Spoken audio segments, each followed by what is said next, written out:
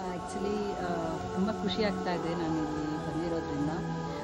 ನನಗೂ ಸಹ ಫ್ಯೂಚರಲ್ಲಿ ನನಗೂ ಸಹ ಇಬ್ಬರು ಮಕ್ಕಳಿದ್ದಾರೆ, ಅವ್ರನ್ನೂ ಸಹ ಡೆಫಿನೆಟಾಗಿ ನಾನು ಕರ್ಕೊಂಡು ಬರ್ತೀನಿ. ಫ್ಯೂಚರಲ್ಲಿ ನಾವು ಸಹ ಏಜ್ ಆಗೇ ಆಗ್ತೀವಿ. ಅಂಥ ಕಾಲದಲ್ಲಿ ನಾವು ಇಂಥವ್ರನ್ನ ನಾವು ನೋಡ್ಕೊಂಡ್ರೆ ನಮ್ಮನ್ನು ಎಲ್ಲೋ ಒಬ್ರು ನಮಗೂ ಸಹ ಕಾಪಾಡ್ತಾ ಇರ್ತಾರೆ ಅಂತ ನಾನು. ಮಕ್ಕಳು ವಯಸ್ಸಾಯ್ತು ಅಂತ ಅವ್ರ ಅಪ್ಪ ಅಮ್ಮನ್ನ ಬಿಟ್ಟಿರ್ತಾರೆ, ಮತ್ತೆ ಹುಚ್ಚರಾಗಿರ್ತಾರೆ. ಸೂಪರ್. ಅಂಥವ್ರನ್ನೆಲ್ಲ ಕರ್ಕೊಬಂದು ನಾವೇನ್ ಮಾಡ್ತೀವಿ? ಟ್ರೀಟ್ಮೆಂಟ್ ಕೊಡಿಸಿ ಆಮೇಲೆ ನೋಡ್ಕೊಂತೀವಿ.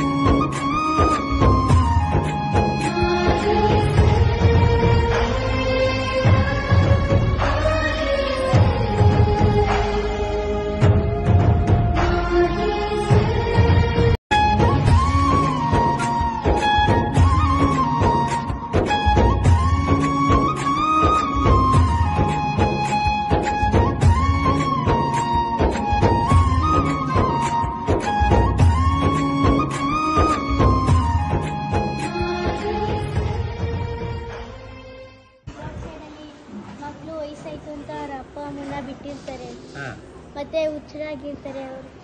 ಸೂಪರ್. ಅಂಥವ್ರನ್ನೆಲ್ಲ ಕರ್ಕೊಬಂದು ನಾವೇನ್ ಮಾಡ್ತೀವಿ? ಟ್ರೀಟ್ಮೆಂಟ್ ಕೊಡಿಸಿ ಆಮೇಲೆ ನೋಡ್ಕೊಂತೀವಿ. ಓಕೆ. ನಮ್ಮ ಆಶ್ರಮದ ಬಗ್ಗೆ ಎಷ್ಟು ಗೊತ್ತು ತಮಗೆ? ಏನ್ ಅನ್ಸುತ್ತೆ ನಮ್ಮ ಆಶ್ರಮ ನೋಡಿ? ಓಲ್ಡ್ ಏಜ್ ಪೀಪಲ್ಗೆ ಬೆನಿಫಿಟ್ ಅಂದ್ರೆ ಸಹಾಯ ಸಿಗ್ತಾ ಇದೆ ಅಂತ ಹೇಳ್ತೀರಾ ಅಲ್ವಾ? ಸೊ ಈ ಆಶ್ರಮಕ್ಕೆ ಇವತ್ತು ಯಾಕೆ ಬಂದಿದ್ದು? ಸ್ಕೌಟ್ಸ್ ಅಂಡ್ ಗೈಡ್ಸ್ ಕಡೆಯಿಂದ ಏನೇನು ಆಕ್ಟಿವಿಟಿ ಮಾಡ್ತೀರಾ ಇವತ್ತಿಲ್ಲಿ ನೀವು? ಓಲ್ಡ್ ಏಜ್ ಪೀಪಲ್ ನ ಯಾವ ತರ ನೋಡ್ಕೊಂತಾರೆ ಹೇಳ್ತಾರೆ. ಇವತ್ತು ಏನೇನು ಆಕ್ಟಿವಿಟಿ ಕೊಡ್ತೀರಾ ಅವ್ರಿಗೆ? ಎಲ್ಲ ಅವ್ರನ್ನ ತುಂಬಾ ಕ್ಲೀನ್ ಆಗಿ ಮಾತಾಡಿಸ್ತೀರಾ, ಬೆಡ್ ಎಲ್ಲ ಕ್ಲೀನ್ ಮಾಡ್ತೀರಾ, ಕರೆಕ್ಟಾ? ಸೂಪರ್.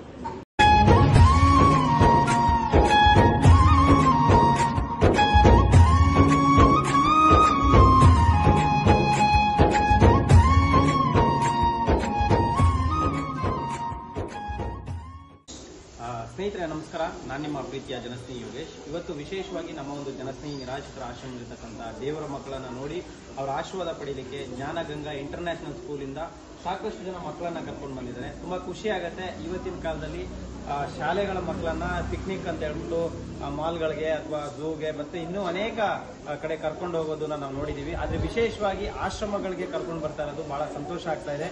ಅವರನ್ನೇ ಕೇಳೋಣ, ಆಶ್ರಮಕ್ಕೆ ಯಾವ ಉದ್ದೇಶಕ್ಕಾಗಿ ಕರ್ಕೊಂಡು ಬಂದಿದ್ದಾರೆ? ಇವತ್ತಿನ ಮಕ್ಕಳಿಗೆ ಮುಖ್ಯವಾಗಿ ಎಜುಕೇಶನ್ಗಿಂತ ಮುಖ್ಯವಾಗಿ ಏನ್ ಬೇಕಾಗಿದೆ ಅಂದ್ರೆ ಸಂಸ್ಕಾರ ಬೇಕಾಗಿದೆ.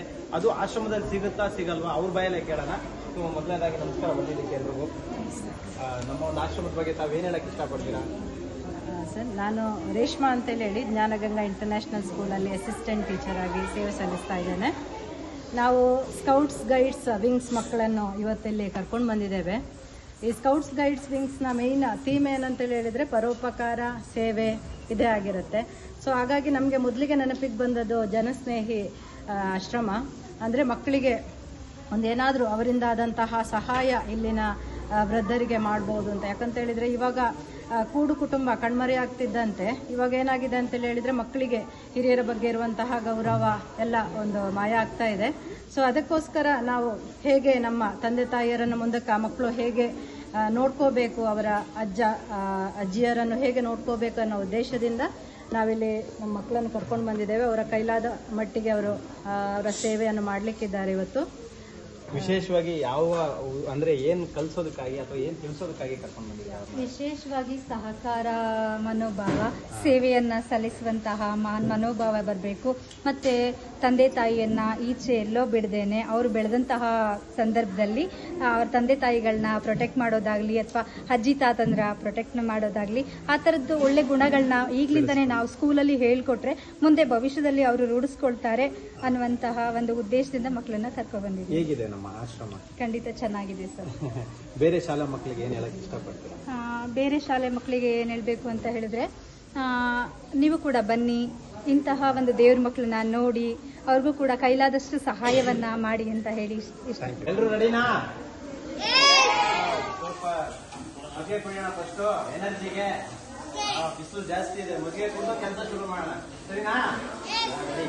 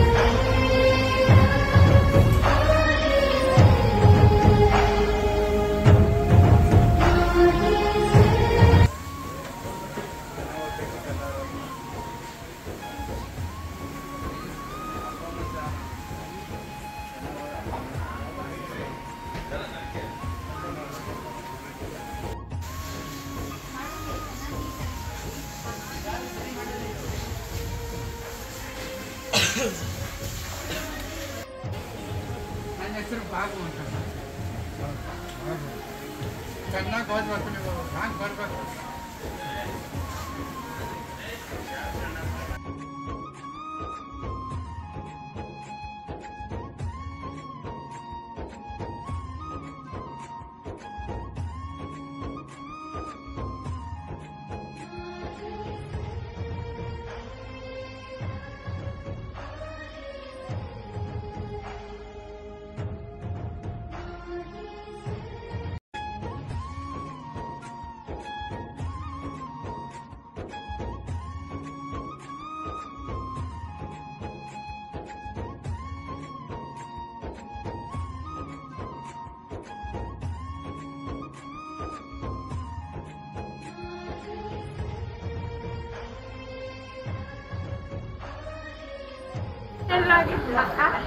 ಸ್ನಾನ ಮಾಡ್ತಿದ್ದೆ ಅಜ್ಜಿ.